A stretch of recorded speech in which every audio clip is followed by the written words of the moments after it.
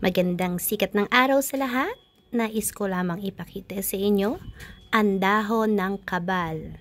Ito ay kinikilalang sa pangalan o tawag na dahon ng kurutan. Ito ay pananiniwalaan na nagbibigay swerte sa sinumang magtatangan. Maaari itong isabit sa harap ng tindahan. May taglay itong panawag ng swerte o customer.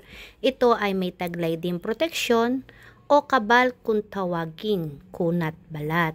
Ito rin ay nagbibigay lakas sa katawan. Ang iba, kumukurot dito at ibinababad sa alak saka iniinom sapagkat ito ay may taglay ding kagalingan. May kagalingang pinagkakaloob din sa mga may karamdaman sa puso, mga nagbabarang ugat.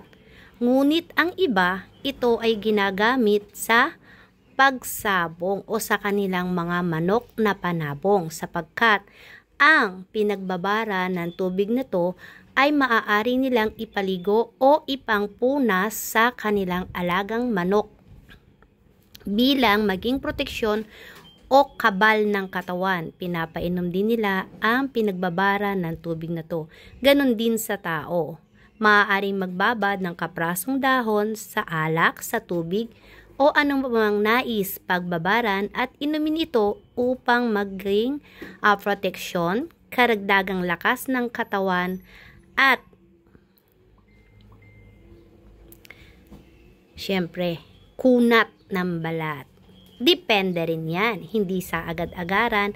Nais mo itong masubukan kung totoo ba ikaw ay magpapatagana o magpapahiwa na. Hindi.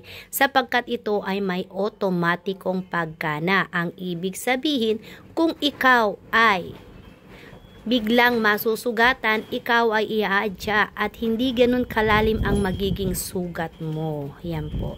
Yan po ang dahon ng kurutan.